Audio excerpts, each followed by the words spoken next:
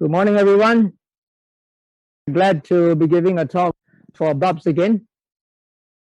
Today, our talk is Uposatha Observance Then and Now. So let's see what the Buddha had in mind when he encouraged people to observe Uposatha. And there's one particular sutta which sometimes is called the Mula Uposatha Sutta. This is found in the Anguttara Nikaya, Book of Trees, Sutta number 70. This sutta starts off with Visakha, the great disciple, or rather the great Daika, or supporter of the Buddha and the Sangha during his time. At the time, the Buddha was staying in a monastery in Pubarama, the eastern park.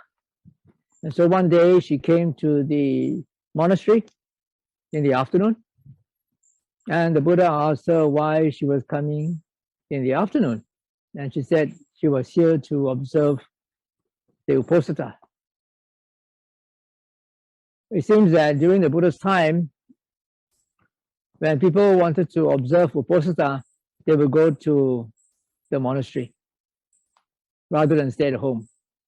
I guess that makes sense because one is bound to get distracted by the many things that need to be done at home and also other members of the family. So going to a monastery temporarily suspends all these things that we need to do and gives us a better environment to observe the 8 precepts. So when Visakha was seated nearby the Buddha, then the Buddha said that there are actually 3 kinds of Uposatha. The first is called the Kauhuts Uposatha.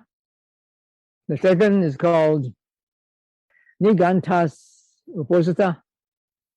And finally, the last one is called the Noble Ones Uposatha. A Kauhuts Uposatha is so called because cowherds, when they herd their cattle, they are usually quite free. And what do? They will try to take the cattle to a place to graze and to drink water. And then they will think about the next place that they're going to tomorrow and so forth. So they are actually thinking about the cattle as well as of themselves while they are thinking of getting the cattle to a place to graze and also to drink water. They also think about their own food, what I ate today and what I'll be eating tomorrow. So this is the Kauhuts Uposatha, when people come to observe Uposatha and they talk about food, about the nice, delicious Penang char kway teow that can be found in this store, or another place where you can find laksa or whatever. So when you talk about food and talk about the enjoyment of the pleasures to the senses, after you stop observing Uposatha, and when you get back to your home, that is the Kauhuts Uposatha. So when you want to look at it in a more general way, it's not only about food, but talking about any sorts of sensual enjoyment. So when people come to the monastery to observe Uposatha and they engage in thoughts like that or engage in talk like that with others, that is called a Kauhuts Uposatha.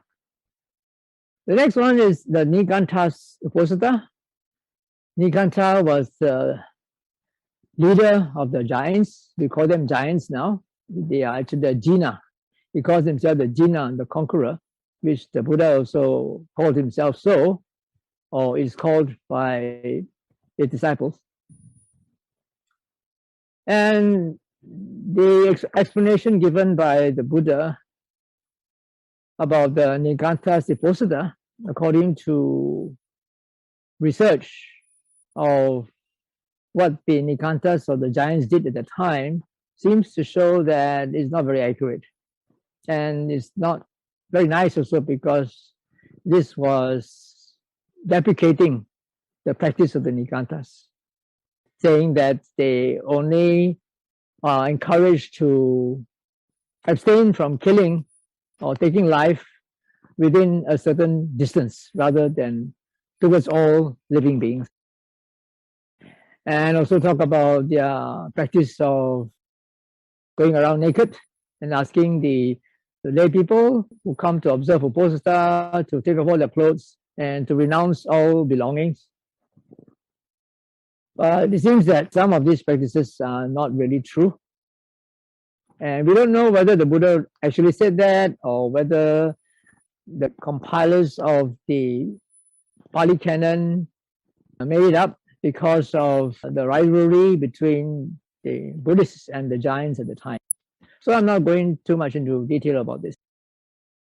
So it's like deprecating other people's practices or relating to Uposatha. And finally, he talks about the noble ones, Uposatha, and he says it's about cleansing the defiled mind by exertion.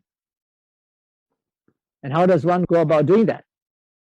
Well, according to the Buddha, that is exertion by recollecting 5 things. And one more thing is by recollecting and imitation. So let's talk about these 5 first. I'm sure that many of you are already familiar with this. Instead of the full list of recollections, only the first few are mentioned here. Recollection of the Buddha, the Dhamma, the Sangha, the Sila, your own Sila, how impeccable it is, unbroken, unblemished, how it leads to Samadhi, and it is also associated with right view. And finally, there's one Devata Nusati, which is recollection of the Deva. Now, recollection of the Devas does not mean that you go and pray to a Deva in a shrine in that manner. Recollection of the Devas is about yourself. The Buddha listed out the Devas of the 6 essential realm, all of them, from the 4 great kings until the highest one, Mara stays, called the realm of the Devas who control the creation of others. Ra, Nimitta, Vasavatti. So these Devas. So you are supposed to recollect certain things about the Devas which you also have. And what are these things? Certain qualities. Well, it is because of the saddha, the faith of these Devas, that they were born in such enjoyable or pleasurable circumstances right now. And just as these Devas, who on account of their faith were born in such heavenly realms, I too have such faith. So it's like comparing the faith of the Buddhas within yourself, right? And this goes on to other things as well. To Sila, it's because of the Sila, the morality of these Devas before they became Devas, that they were reborn in the heavenly realms. So too, for learning, sutta here actually means what you have heard. I'm sure you're familiar with the phrase Evang me sutang. Thus have I heard. During the Buddha's time, the only source of information was through hearing what others had to say. There were no newspapers, there were no social media, there was no internet, nothing was written down. So people communicated and conveyed knowledge and information through speech. So if you are someone who have heard a lot, that means you are knowledgeable, provided you understand what you heard. The next one is chaga, or generosity. And the last one is panya, or wisdom or intelligence. So one recollects that on account of these 5 things, faith, morality, learning, generosity, and wisdom, these devas were born in their respective heavenly realms. Just as these devas have these qualities in order to be reborn there, so too I have these qualities as well. So that's how you practice the recollection of the devas. Actually trying to compare these qualities that the devas have with those within yourself.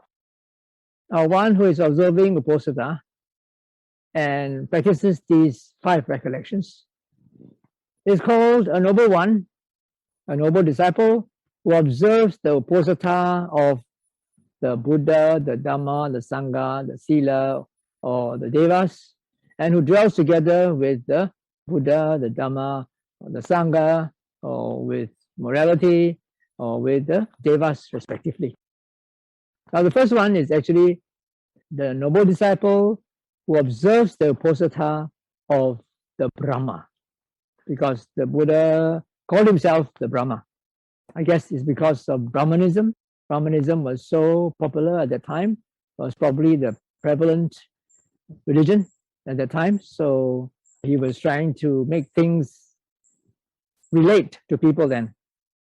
Since the people at that time thought that Brahma was the greatest, so the Buddha redefined Brahma to mean an arahant, not just a very high-ranking deity living up in the heavens. So one who recollects the virtues of the Buddha is called a disciple who observes the Uposatha of the Brahma and who dwells together with the Brahma. So that is for the first quality, the first recollection. The rest are according to their respective subjects, Dhamma, Sangha, Sila, and Devata. So he also gave a simile for each of these. It says that because this is all about cleansing the mind, cleansing the defiled mind through exertion. And how do you exert yourself? You exert by recollecting the Buddha, Dhamma, Sangha, Sila, and the Devas. So the first one, recollecting the Buddha, is similar to cleansing the head. Recollection of the Dhamma is similar to cleansing the body. Recollection of the Sangha is similar to cleansing your clothes. Recollection of Sila, recollection of one's morality or precepts is similar to cleansing the mirror. And finally, recollection of the Devas can be compared to cleansing impure gold.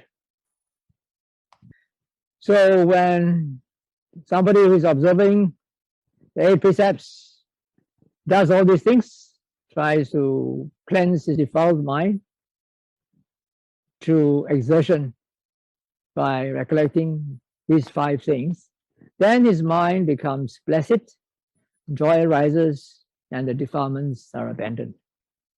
So that is the fruit of observing Uposatha by exerting effort to cleanse the defiled mind.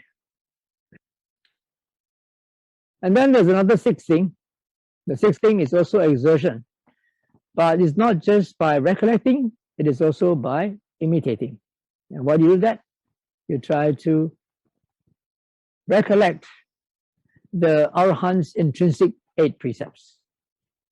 Intrinsically, the Arahants are always in that mode of observing the 8 precepts, or rather the 8 precepts are automatically observed by the Arahants without them having to say it. Because an Arahant would never take life intentionally, nor would an Arahant take anything that is not given to him, nor would he commit sexual misconduct, nor would he break his practice or his habit of celibacy and engage in any sexual activity. Then he would also not lie, and he would also not take intoxicants that would make him heedless. He would also not eat at the wrong time. And finally, he would also not embellish himself with adornments or get involved in any forms of entertainment, as well as sleep on high or luxurious beds. So you recollect this, saying that the Arahants intrinsically practice these 8 things. So for me today, I will also try to be like an Arahant and practice all these 8 things. So that's by recollecting and imitating. However, there are passive and active aspects of the 8 precepts that the Buddha talked about in this particular sutta. And 4 of them have explicit explanations of the active aspects of the 8 precepts. The other 4 don't have. So these are the 4 that have the active aspects of the 8 precepts. The first one is to abstain from killing, is the passive one. And then the active one is to have compassion towards all living beings. Right? For example, you see in this picture, this boy is trying to save a young deer that got caught in a flash flood in a stream. Now, so this is compassionate towards all living beings. Oh, I usually give the example of going to a toilet. Supposing you are in a retreat in SBS, and as you know, SBS is at the edge of the forest. And so sometimes the toilet lights are not switched off. And when you get to the toilet and you see that the toilet bowl or the sink is full of insects. So what do? Since you're observing the 8 precepts, the first one is to abstain from killing. You try to avoid the bowl that has all these insects, and you go to the next bowl, the next toilet bowl, to see which one is free of insects, and then you use that one. All right, this one is you are observing the passive aspect of the first precept. You're not killing, right? But you're not practicing compassion also. What you should do is you should also save those insects from the water. All right. Another thing is I always like to remind our yogis in SBS when they come for retreat. Switch on the toilet lights only when you need them, and switch off when you don't need them.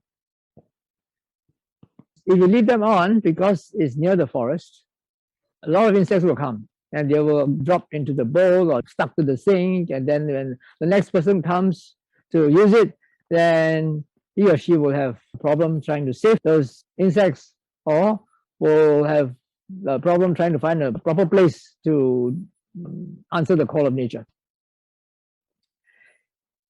I also thought about this long time ago when we were designing those buildings, and I always try not to have any lights above the toilet bowl.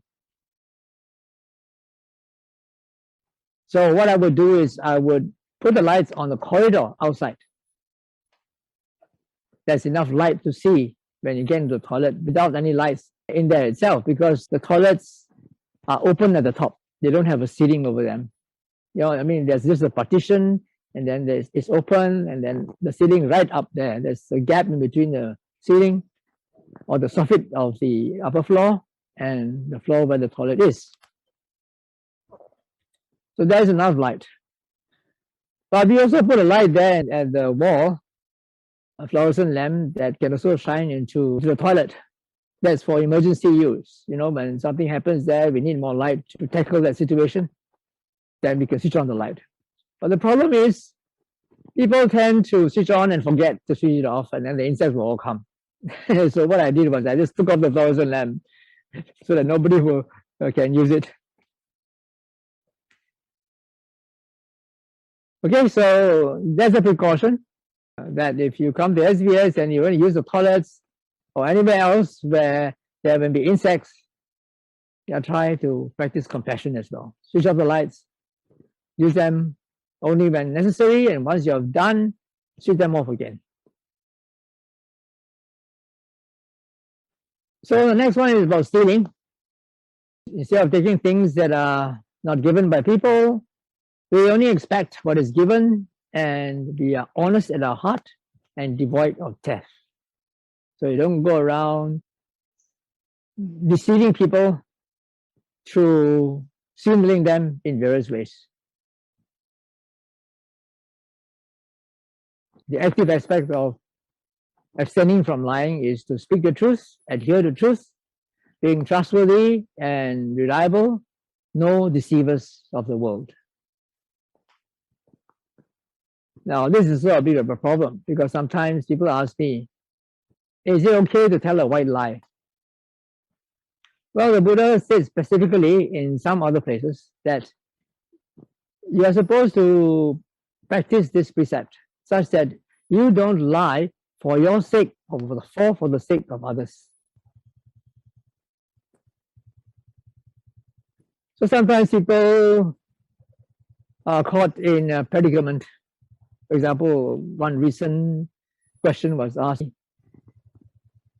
regarding an old lady who was very attached to her grandson, and the grandson had not been home for quite some time, or she has not heard from him for quite some time, and she got worried and started asking about him.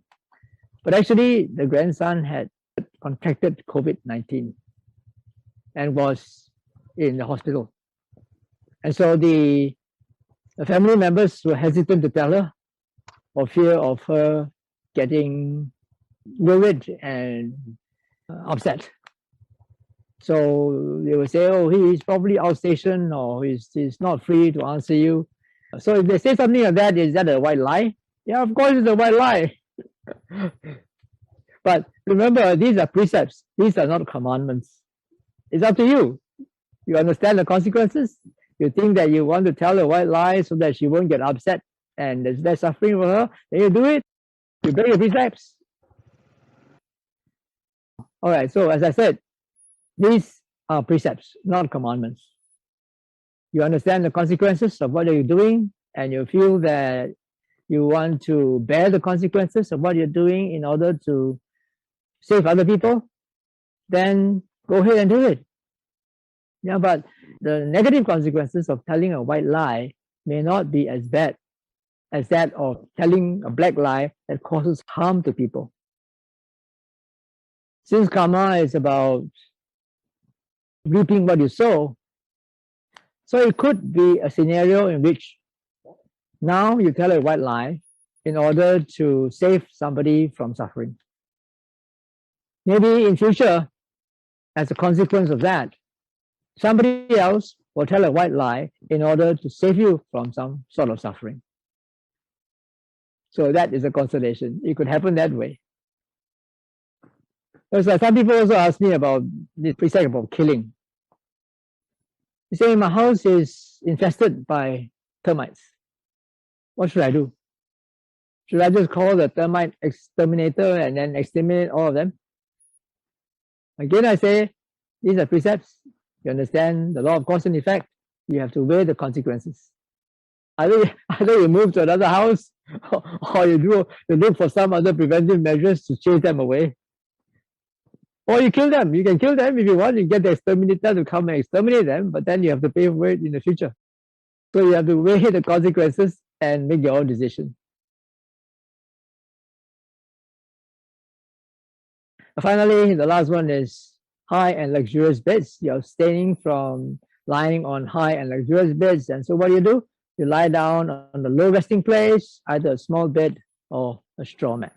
So these are the passive and active aspects of the 8 precepts. For the other 4, there doesn't seem to be any explicit explanation given by the Buddha for their active aspects.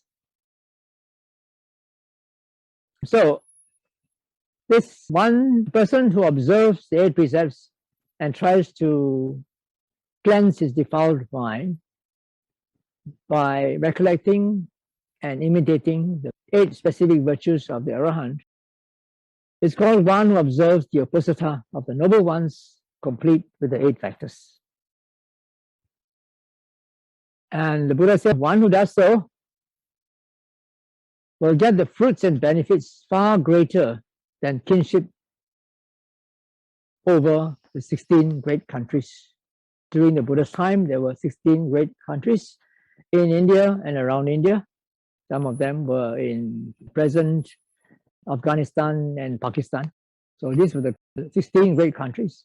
So the Buddha says that if you observe the Uposatha of the Noble Ones, complete with the 8 factors, then the fruits and benefits that you can get from this observation would far outweigh the fruits and benefits that can be obtained by being the king of all the 16 countries.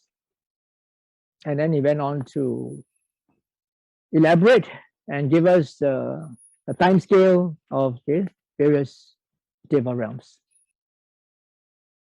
So here's the time scale according to your realm.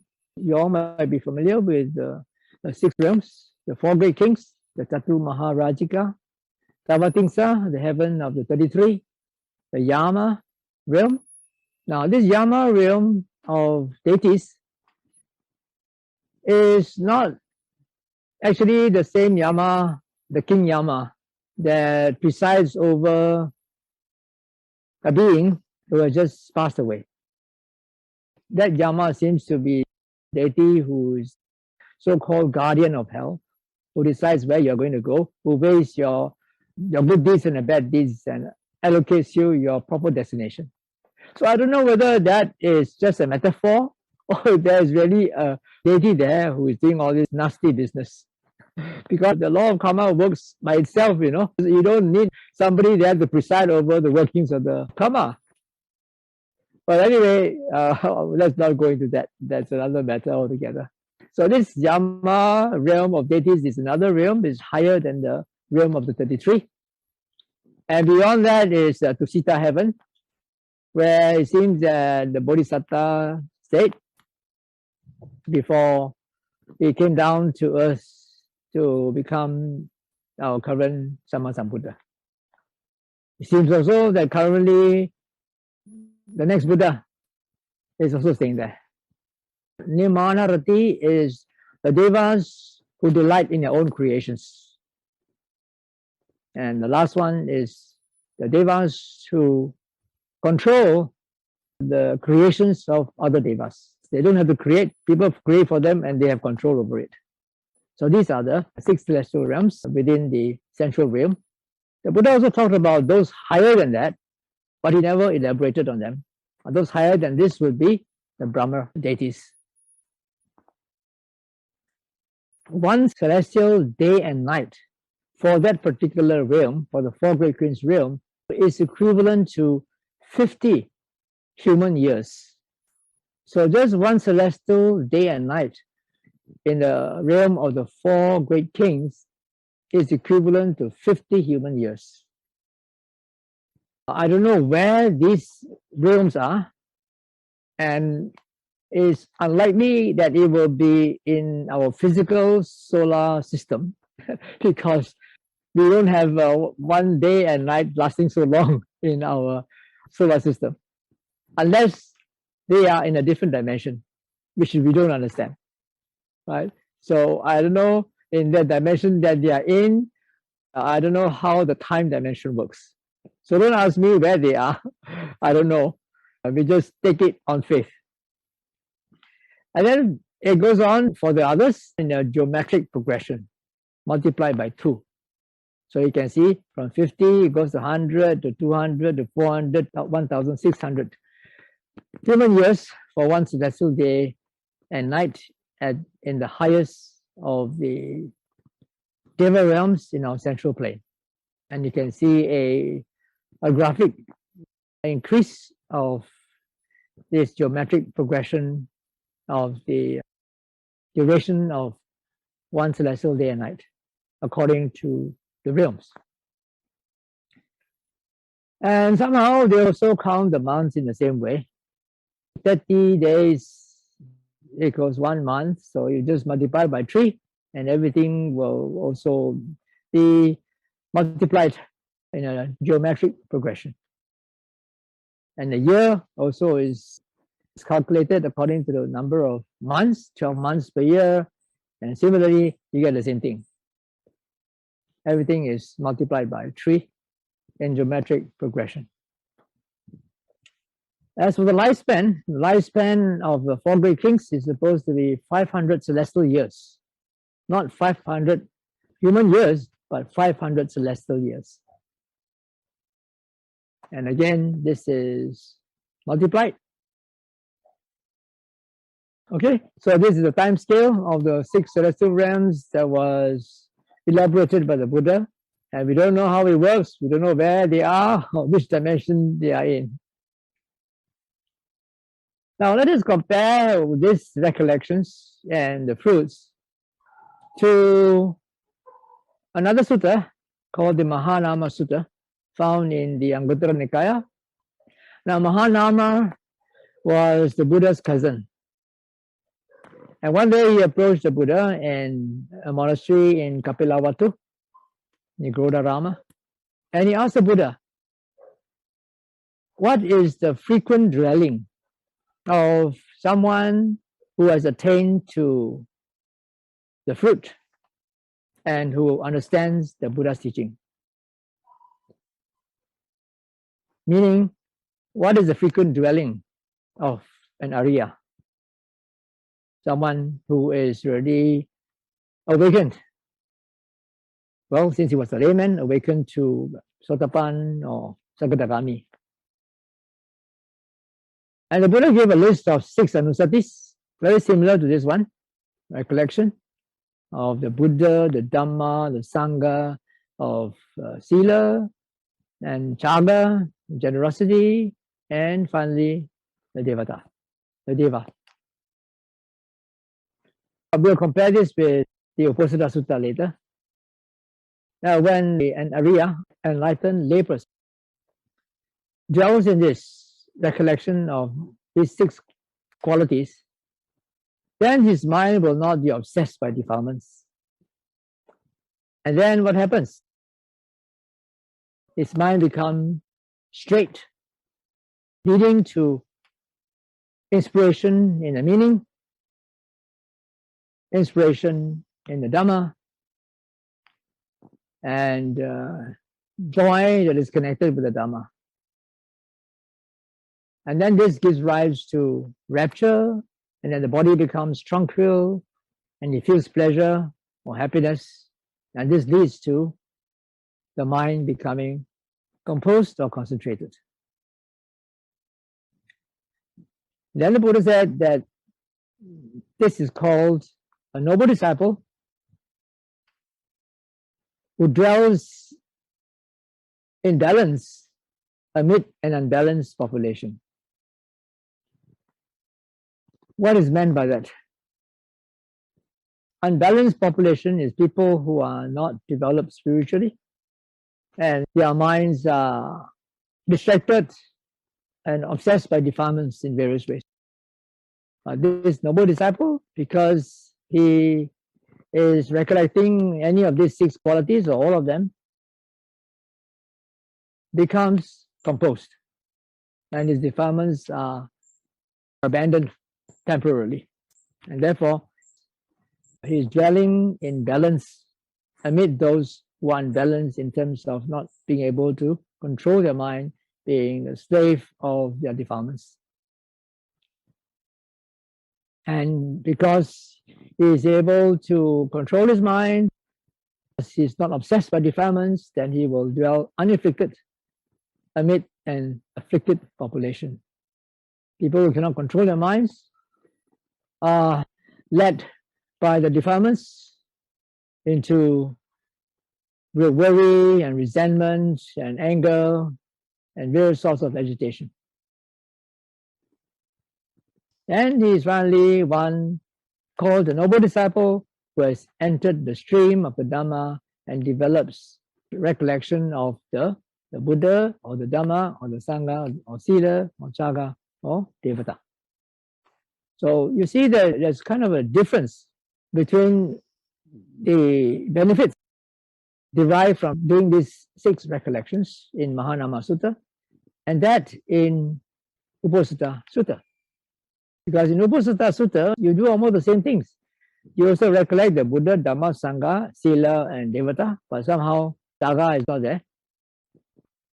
And then the mind becomes placid, joy rises, and the defilements are abandoned. So it just stops at abandonment of defilement, temporarily, of course, and does not go beyond that to have inspiration in the meaning, inspiration in the Dhamma, joy, and so forth, and the mind becomes concentrated. It doesn't seem to arrive at that same goal. Probably because of being a noble disciple or an awakened one, the mind is easier to get composed, and this noble disciple naturally gets inspiration through the Dhamma. Okay, what we saw so far was that the Buddha encouraging people, even noble ones who are in the lay life, to do recollections of the Buddha, Dhamma, Sangha, and so forth.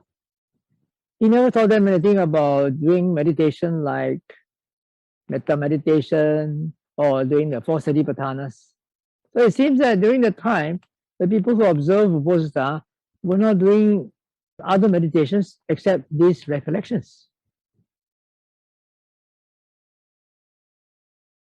However, as I showed you just now, in Mitta Sutta, in the Samyutta Nikaya 47.8, which is Satipatthana Samyutta, the Buddha encouraged the bhikkhus to actually exhort, settle, and establish your friends or your relatives, your kinsmen, your colleagues in the development of the 4 establishments of mindfulness. Right? He was addressing this to bhikkhus, but not to lay people. Very strange. He's asking the bhikkhus to try to encourage their friends, probably lay people. Colleagues are fellow bhikkhus, of course. Friends, relatives, or kinsmen, these are lay people. And so the bhikkhus are encouraged to exhort, settle, and establish their friends, or colleagues, and kinsmen, and relatives in the development of the 4 establishments of mindfulness. But he did not really say this directly to the lay people who came to him for advice.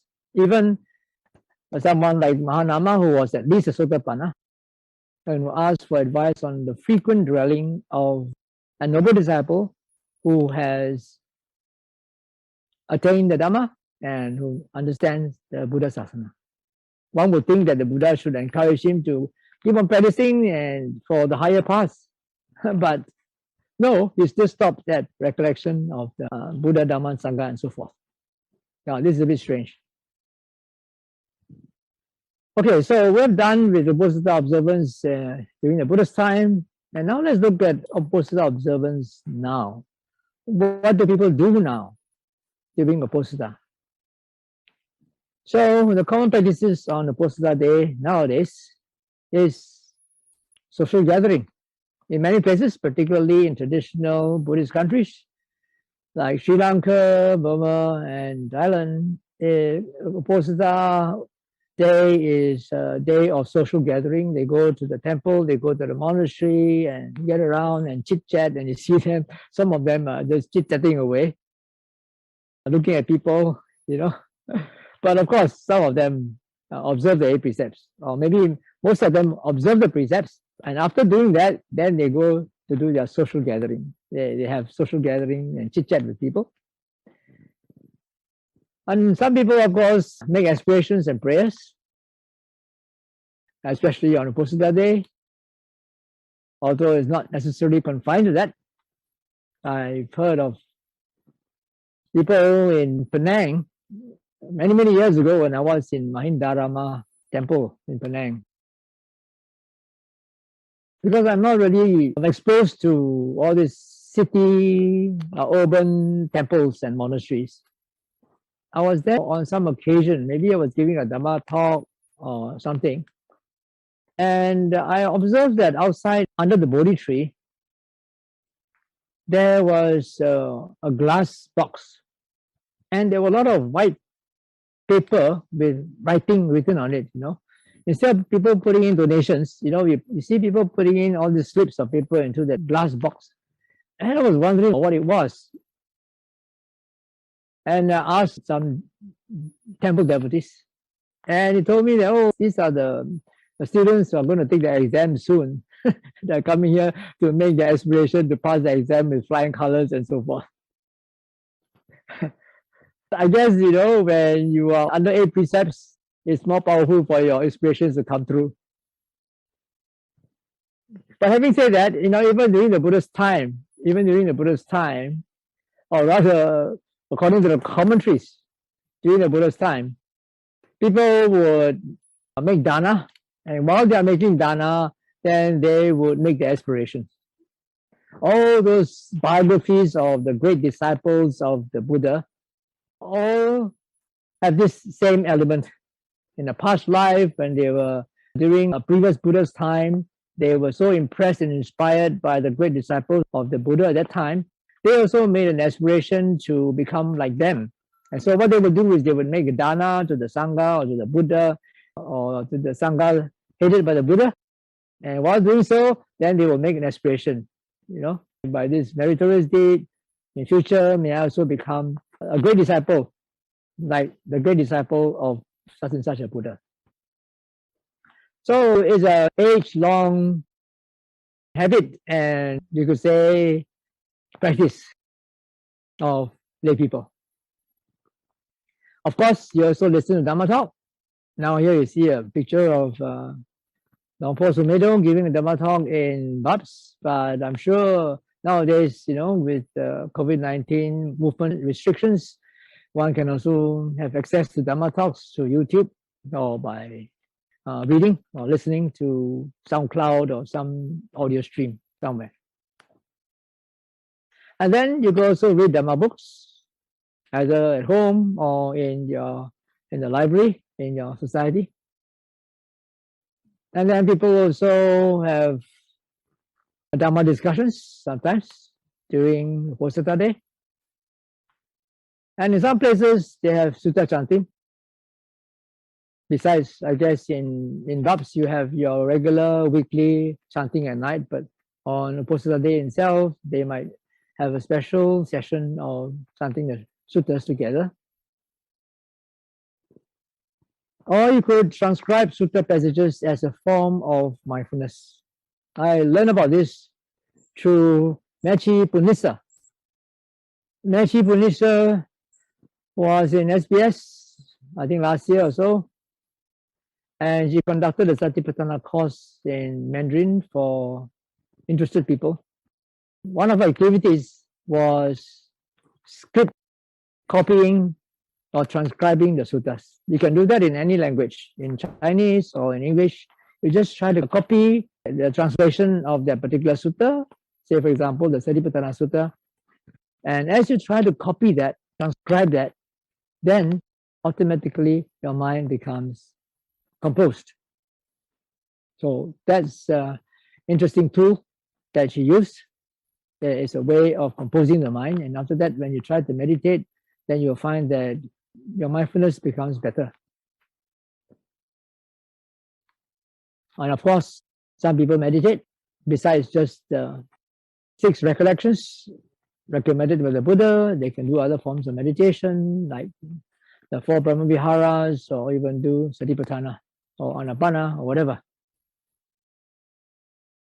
And of course, you can also volunteer at society premises as part of what we call Vayavacha, which is another form of meritorious deed, volunteering your services.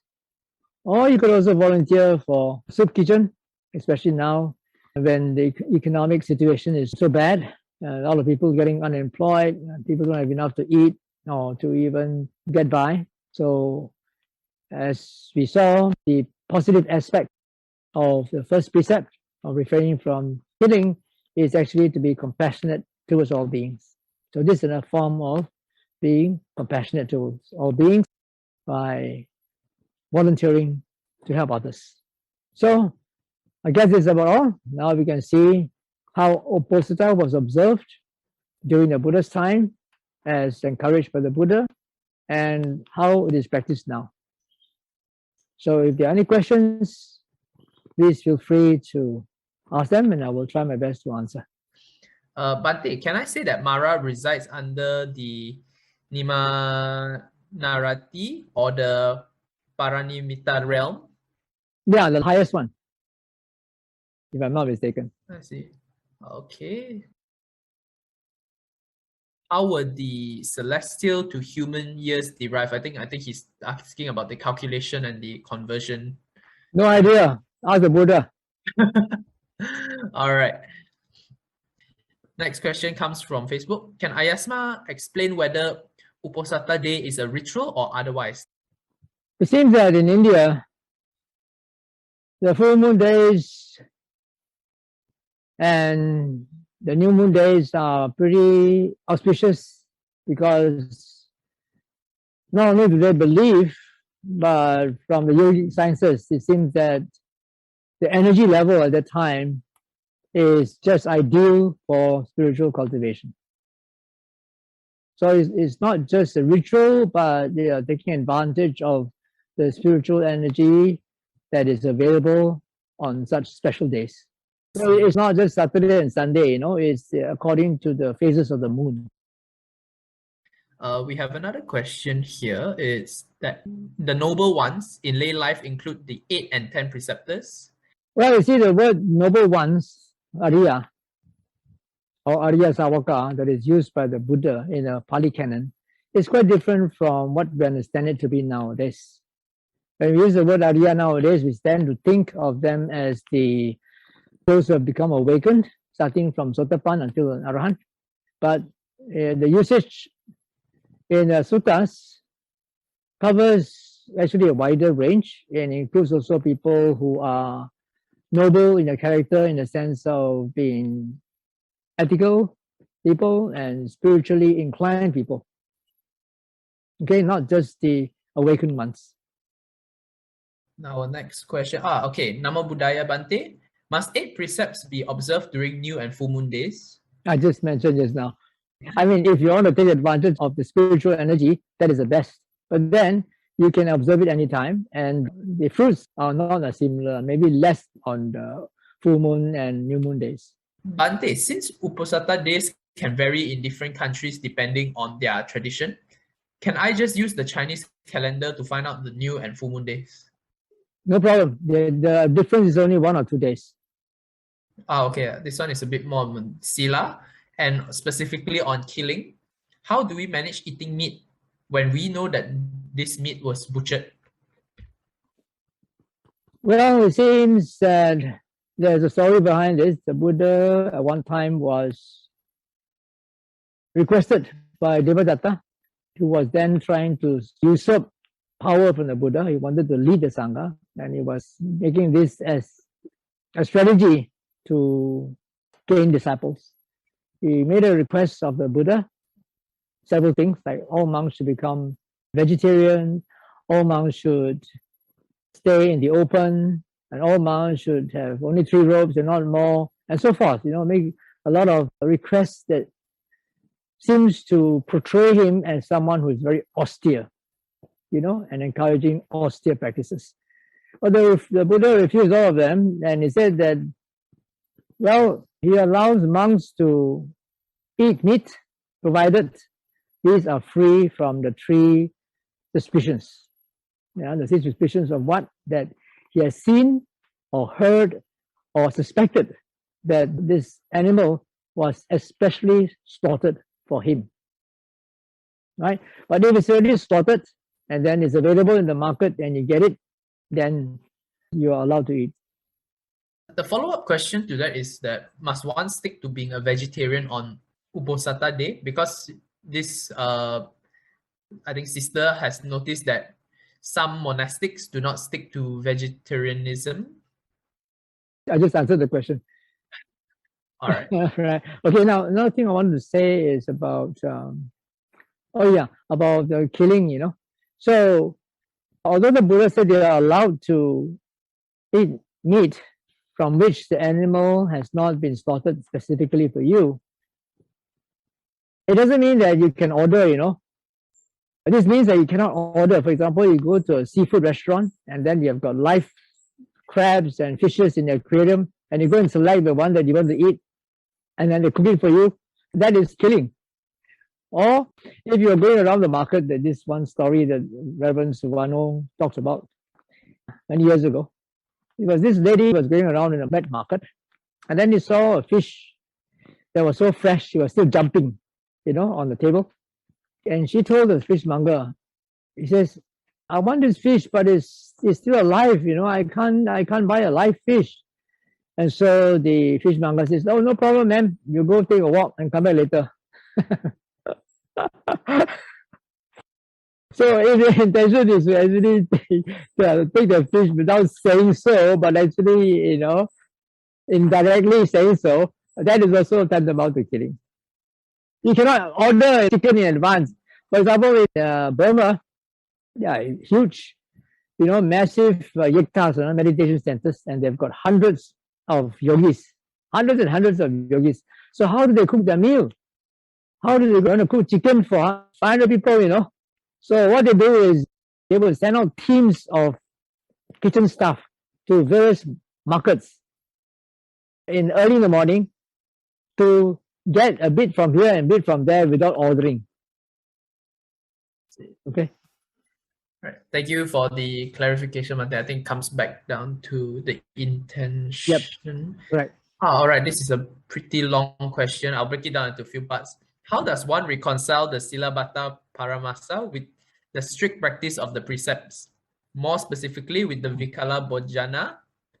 If one understands the meaning and the spirit of the precept, which was to let go of the sensual desire for excess food, which I understand to be the spirit of the teaching, as opposed time from sunrise to solar noon. In lay life, there may be times when duties get in the way of timing, hence I may run outside of this allowable time. Yes, I always encourage people to be flexible when it comes to that, especially in lay life. Flexible, sometimes, you cannot be so strict that you upset or offend non-Buddhists who are your colleagues or your superiors, in a worldly situation. Sometimes you, on a full moon day, you are still working, but you try to observe the 8 precepts, then you have to be flexible. I see. Thank you, Bhante. Very practical advice. We have a new question. Is it true that Uposatha was adopted from Vedic ritual, which at that time was called Upavasatha, originally to mean staying overnight around the sacred fires? Well, actually, the Uposatha was already practiced by other non-Buddhist religious people during the Buddha's time. In fact, it was because of other religious practices that the Buddha laid down a rule that monks should speak the Dhamma during Uposatha day. And because the monks during the Buddha's time were mostly meditators, and they all kept quiet, they kept to themselves, they didn't do anything. Then people came to the temple, to the monastery, they just, mind their own business. They don't do anything to the lay people. And so the lay people complain, these monks are like animals, they don't talk to one another and then leave us all alone. Whereas in other religious establishments, at least they give Dhamma talk, they have Dhamma discussion and so forth. So on account of that, the Buddha said that the monks should say something to the lay people, give a Dhamma talk, and also to recite the Patimokkha. To invite everyone here to turn on your cameras and your mics so we can say sadhu 3 times to Ayasma.